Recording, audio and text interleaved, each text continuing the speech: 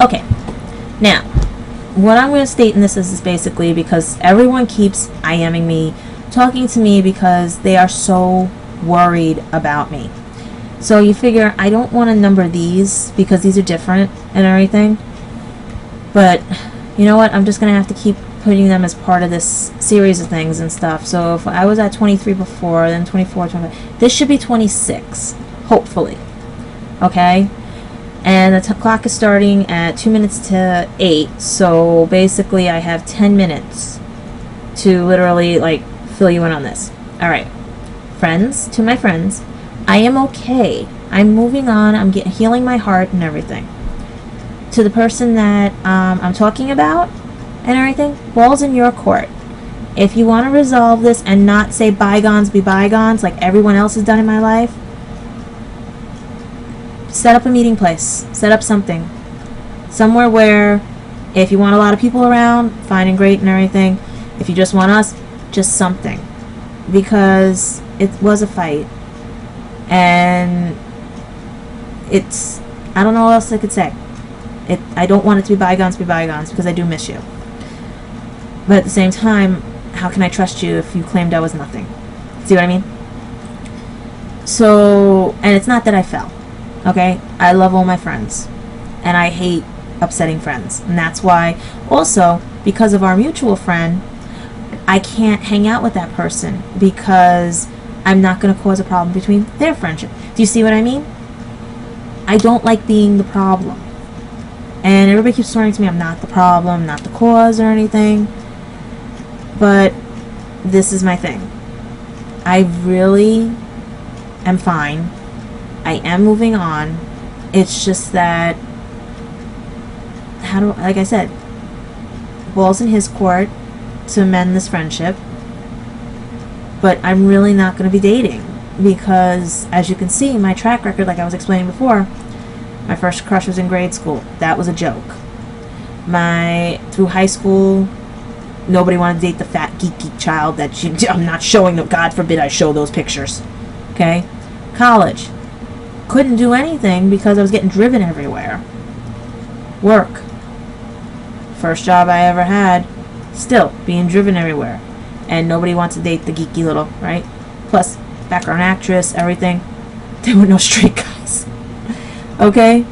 They were all grandfather age or teeny bopper. I get to another job, I get played by two guys. One guy goes into the military. Then I get played by another one who cheated on me. Then I get played by another one I got dumped for an 81-year-old. Then I got to be the rebound. Then I got to be a hit and run. Then I had, in between all that, was dealing with, basically, which you know it's true, that's why I sneezed, guys who I would go out on dates with and everything wanted just one thing, and I wasn't putting that one thing out. I wasn't, I was being the good girl because I didn't know. And then it only was after that one that cheated on me, that proposed to me and stuff, the one who was with the other girl and stuff, before the one with the 81-year-old and all that, right? I wasn't putting out. And I'm glad I didn't, because that's how they found my ovarian cyst. And that's another thing and stuff that I would love to get into and stuff, but it might be too graphic for here. I'm just going to tell you that they are not, you don't want them. If you do get them, you get a dermoid. Okay, end of story.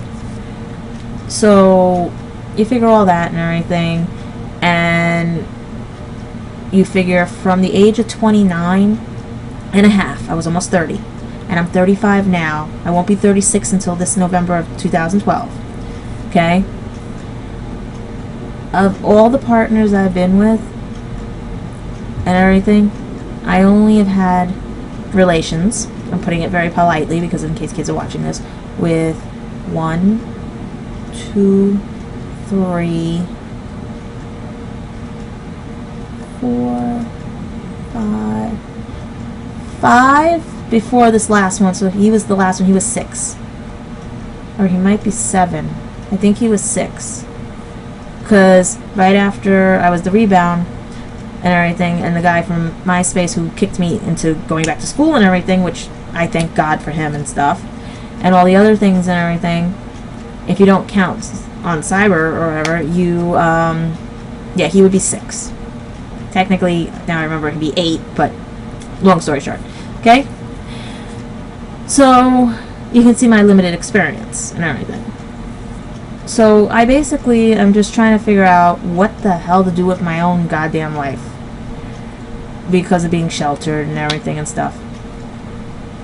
I just get upset because I really didn't want this one to end. I liked his company. I liked that it felt safe for once in my life. And it did. It felt safe. I never felt safe in my life. He made me feel safe. And you can see I'm crying. You would be upset too if you never felt that you were safe. And that gets taken away from you. I'm sorry. I didn't want to cry on this. Okay? Because I never felt safe as a kid. When you grow up in a manic household, you don't feel safe. You're like literally running for your life. And no place to hide. So, for once in my life, I felt so safe, so secure. So I figured I could trust him to be my friend, to, if something came up like that did at that party, he would say, yes, I know her, and please don't touch her, or don't hurt her or anything, or, you know, not say you didn't know me. That made me feel like, wow, I really wasn't safe with this one. And that's what hurt, and that's why everybody's worried about me, because they know and thought this one was going to be it. They've really trusted this one. And they're very upset with him. And his friends are trying to fix this, supposedly. We're trying. But I'm so upset right now, I didn't want to even see him or talk to him. But I've calmed down enough that I want to talk to him, but the ball's in his court. I don't know if he's watching these or anything. But like I said, I do miss him. I don't like bygones be bygones. And I just needed to know I was really something and not nothing. Because all my life I've been nothing. I have been nothing. To my family, to people I've worked with, to other friends that I've cut out of my life. Because that's what I did. I cut people out of my life when they called me a nothing. Because I am a something. I am a survivor. I am a survivor of a manic household. I am a survivor of being egged at my 8th grade graduation because people felt they could do it. I am a survivor of bullies who beat me up, who threw me in places, who punched me, I'm a survivor of domestic abuse. I'm a survivor, and I'm trying to tell people, if you do want to get to know me, ask me questions. I will tell you the whole thing. But nobody wants to get to know me. And I know I keep saying about him. Yeah. Everyone thought finally, because of everything, that this one might be the one that would get to know me. Even keep him as my friend, my brother. But to say I'm nothing, that puts you in the spot with the rest of them. And that hurts. It hurts like it did when I didn't have my childhood because I had to stay home. You nothing, you this. Missy, get over here. That mixed up brain of yours is going to make sure that you don't get ahead in life or anywhere. I didn't hear any negative with him.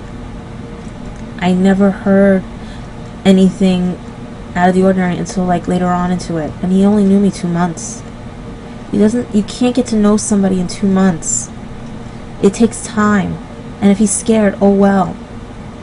I was scared too, trusting somebody. I don't trust people very easily. But everyone says let it bygones be bygones and walk away. But that's what everybody does today. Nobody wants to own up to anything. Nobody wants to resolve anything. Everyone just wants to walk away. And I don't want to walk away. I want to be upset. I want to be mad at him. I want to say, why did you do that? I remember him saying he was joking on the phone. He said somebody called him and everything. That's all I remember from our phone conversation, because I don't remember much of New Year's Eve. And it's not because of really anything. It's just that it was a bad night that I wanted to forget. But I would have let the I miss you go if he just didn't say that I was nothing. I didn't want to end it. I'm upset. And like I said, if people really know me, they know I get upset. They know I vent. And they know that when I see something, I know there's something up. There's more to that I miss you than anything. Because for once in this relationship, I wasn't the girlfriend. I've always been the girl that people hid. Never told anybody about. Never. He told his friends about me. Do you know how much that made me feel so happy? That I wasn't hidden from people? Yeah, I was upset his friend told me it won't be complicated when I stop dating him. But you know what? That's how I was told each person reacts. But you know, when you meet somebody for the first time, you shouldn't say things like that. Even if it's for the guy's benefit. Because things like this can happen. So I'm just trying to figure out day by day what to do. Yeah, I miss him. But if I'm not going to be able to be his friend, and just his friend, then I have to just let it go. But if he wants to talk, the ball is in his court. And I know I keep bringing this all up and everything, but maybe I do have to vent. Maybe. But think about it. Since I was 29 years old, guys have kept me hidden. Kept me secret. This was the one guy that didn't keep me secret. But he freaked out when I said I miss you. I love my friend. And I always love my friends. It's boyfriends that I can't stand, because they don't get to know me. So I didn't want him to be classified in that sense, because for once it was like I was getting treated like a person. But then it just all didn't act that way later on. That's the thing. People get too busy for me. And that's what I'm going to talk about in my next one. How people get too busy for people is a way of pushing them away. So let me end this one, and I'll talk about busy. Okay? Because that's how people let me down too. So that's all for now. I'm going to dry my eyes, and I'll talk about how people get too busy.